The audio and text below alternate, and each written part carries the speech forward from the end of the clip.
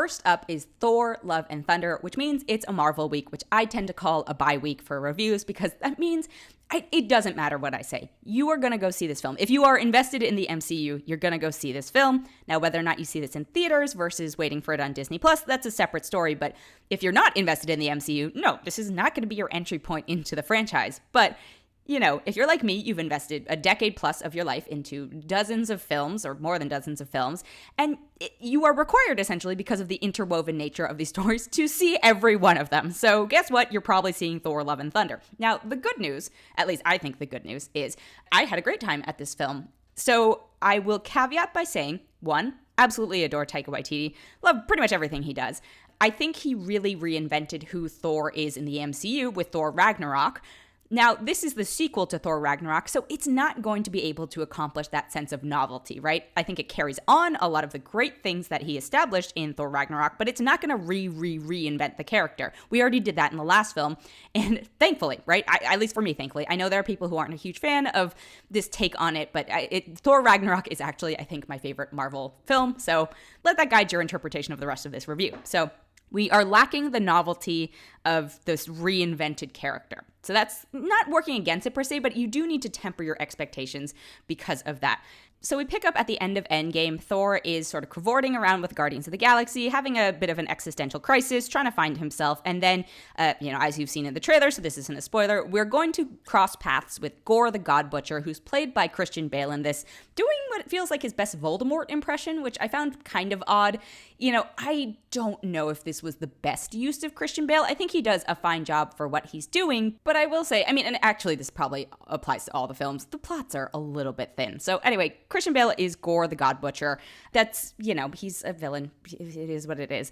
I think what Taika does so well is that he captures the idiosyncrasies of relationships and friendships in particular, and maybe like the sort of power balance dynamic between them. Somebody considers somebody else their best friend, but they only think of them as like a decent friend, that type of thing. And then the idiosyncrasies or the ways in which we act out over jealousy and envy and things like that. He's so good at that stuff. And it definitely shows in Thor Love and Thunder, plays it for comedy, which makes me very happy. And it's just like some of the creativity involved in it. My mind is boggled by it. It's so good to me, at least, and anybody who is a fan of the last one. Now, he also brings, I think, more sentimentality to this one in a good way. It does feel slightly uneven, but it's really where he shines is the parental relationships. So if you've seen his work in Jojo Rabbit, think along those lines. Maybe the circumstances, well, I guess those were not fictional. These are fictional, so you can't really compare apples to apples. But obviously, the Holocaust is a whole different bag. Anyway, but look at like the way he directed Scarlett Johansson's character in that, like that. Those parental to child relationships, the emotional heartbeat of those, I think he does a good job of infusing into this film. Where I do think it falls a little bit short is in the romantic department. So Thor, Love and Thunder sees the return of Natalie Portman finally as Jane Foster, and now she's Jane Thor. That's not a spoiler. It's in the trailers. And, this is you're smart cookies. Like, where they're going to try and go with this. I don't know if it is the directing. Part of me thinks it's the actors themselves, in just that I've never bought the romantic chemistry between those two characters. It's just always felt like a little bit off. There are some more buddy moments between them that I actually thoroughly enjoyed in this. I'm like, oh, I wish we had gone with that instead of the whole, trying to rekindle romance. Maybe not. Will they, won't they, et cetera, et cetera. Those moments for me fell a little bit short, and I'll be honest there. I didn't buy it, but the rest of the film, it was so enjoyable that it didn't matter to me. I think other notable people to mention are Russell Crowe as Zeus, who was doing, he's a Greek god, but it felt like he was doing a bad Mario accent. I don't know. The accents in this film are very weird, with Christian Bale's Gorr Voldemort one and Russell Crowe's. But anyway, again, it's the weird idiosyncratic comedy moments that really were my favorite parts of Ragnarok and that carried over to this one. And again, they work because they are built on relationships that we can recognize ourselves in and sort of like the character dynamics there. Also, there are some truly beautiful shots in this film that are very comic book-esque that I was excited to see. You see a moment, you're like, oh, they definitely thought of this in the storyboard room, and we're like, we have to figure out how to make this work. So overall, I had a very good time. It's not as good as Ragnarok, but that's not fair, right? Because Ragnarok set the bar so high, and also without Ragnarok, you don't have Love and Thunder. And again, like I said, it's a Marvel week. You're gonna go see it one way or another. I do think it's a fun one to see in theaters, having the crowds laugh along, and not having things spoiled for you. Also, please don't spoil things. There's no fun in that. But Thor, Love and Thunder, I'm gonna give it a 4 out of 5. Next up is a film called The Sea Beast. It's an animated film. It's out on Netflix, and it's from writer-director Chris Williams. He is probably best known as the director of Big Hero 6 and the co-director of Moana. I will give a caveat, Moana, one of my favorite modern Disney films. So The Sea Beast takes place in a world where there are these giant monster sea creatures, and it follows a sort of boat full of monster hunters. And Carl Urban plays Jacob, who's sort of the first mate. Jareed Harris plays the captain, and their paths cross, and they are sort of come into possession of, I don't know how to describe it, a young orphan girl who idolizes them, etc., etc. So I will do a compliment sandwich. I think one of the things I loved about this film is that the characters are super diverse. You see women on the boat, you see people of color, they're animated. I know, I get it, but a lot of times people don't bother to include that. So it made me really happy to see both of those things included in this. They don't talk about, sexuality in this because it's mostly a kid's film. So, fine, I'll give them a pass there. But I really appreciated, the main protagonist, the young girl, is a black girl. I was like, great, love that. Love being able to see representation in films that are child-friendly. Now, I think the biggest challenge with The Sea Beast is it is very action-packed. That's totally fine. But it's too action-packed. Like, it starts off with a very long action sequence. And for me, I started to almost zone out because I was like, who are these people? I don't care. Yes, fighting big monsters is fine enough to get you into, like, the story, etc. a little bit. But when it goes on for a really long time, I'm like, okay, what's the point here? Like, why do I care aside from the fact that, these are people on a boat? In fact, in the beginning and maybe through the end, I was like, I'm on the monster side here. Like, what's going on right now? So that was a challenging thing. It also clocks in at an hour and 55 minutes. That, I think, includes credits, but it felt on the longer side. There are plenty of animated films that have a runtime along those lines that don't feel long. I felt like it was long, and especially when you are making something inclusive of young audiences, that can be challenging because you have to not only hold an adult's attention span, but a child's attention span. And I think it came up a little bit short on that one for me. I just gotta say it, like, I feel like I've seen all of these characters and these creatures before. Like, I was convinced at one point that the same character designers from How to Train Your Dragon were involved in this. They are not, it turns out, completely different teams.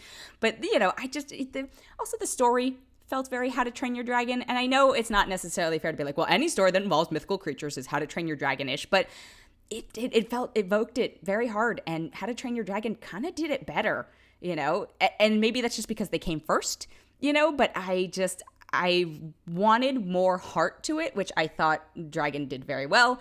And by the time that it got to any sort of sense of heart in The Sea Beast, I was a little less invested because I'd gone through so much action so far. So I don't know, I don't have a test audience of children to put this in front of. I think overall it's still an enjoyable film. It's still very pretty. There are things that, I don't want to call them pandering, but there are, cute, adorable creatures who show up for a while and you're like, oh, okay, waiting for the toy of that because I kind of want one. And also because what is an animated film like this without that type of thing? I'm not trying to disparage the film. I think it's overall like a good film. It's just not a great film. And it felt like it had promise and potential to go above that. And so that it didn't deliver, kind of a bummer, but still serviceable.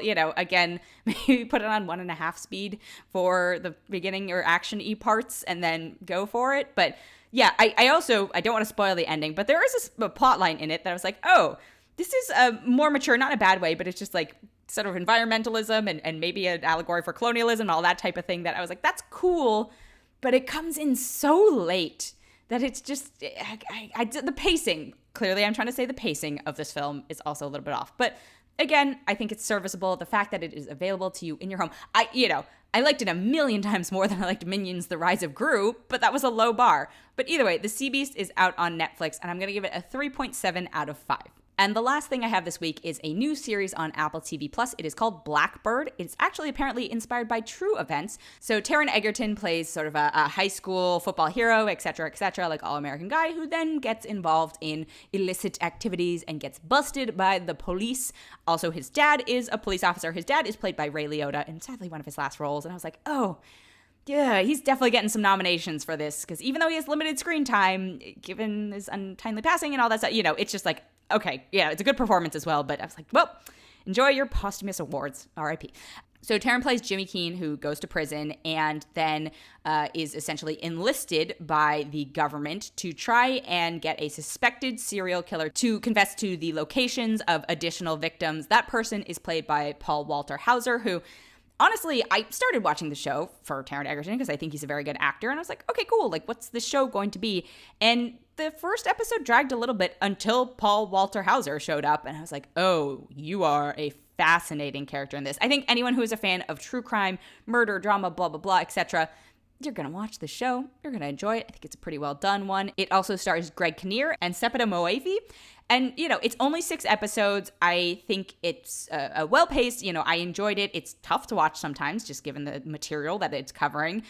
There are moments where I was just like, the physicality of Taron's character is so silly to me. I mean, it's not actually. He clearly just tried to physically transform a bit and be this, football macho star, etc. And not that he's not an athletic person, but it just reads really strange to me.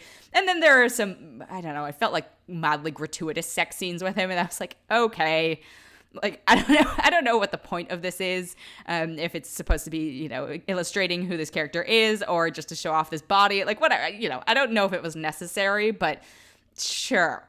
But I think the actual MVP of this is Paul Walter Hauser with a backup MVP as Ray Liotta, who does truly give a very good performance that I think is further colored by his passing. So Blackbird, it's on Apple TV Plus, definitely would recommend it.